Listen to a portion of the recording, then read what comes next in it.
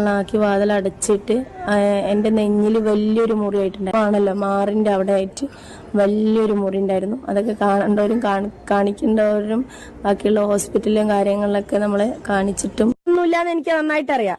നിങ്ങളുടെ ജട്ടി ഡാൻസ് ഒക്കെ ഞാൻ യൂട്യൂബിൽ ഇടാൻ പോവുകയാണ്. ഷാജിദിനെ അറിയില്ലേ?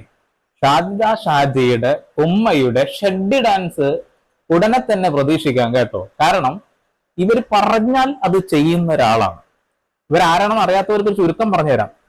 തന്റെ ഭർത്താവ് ജീവൻ ഒടുക്കുന്ന സമയത്ത് 5 കുട്ടികളാണ് ഇവർക്കുള്ളത്.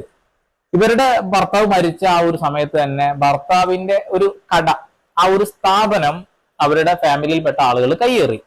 അത് കയ്യേറിയതൊക്കെ ഒരു യൂട്യൂബ് ചാനലിൽ വന്നിരുന്ന ഒരു ഇന്റർവ്യൂ കാര്യങ്ങളൊക്കെ പറഞ്ഞ് വലിയ രീതിയിൽ ചർച്ചയായി. അവരുടെ ആളുകൾക്ക് വലിയ രീതിയിലുള്ള ഒരു സിമ്പതി വന്നു. ആ ഒരു സിമ്പതി വെച്ചുകൊണ്ട് അവരൊരു ചാനലും തുടങ്ങി. ചാനൽ അങ്ങ് കത്തിക്കേറി. അത്യാവശ്യം നല്ല സബ്സ്ക്രൈബ്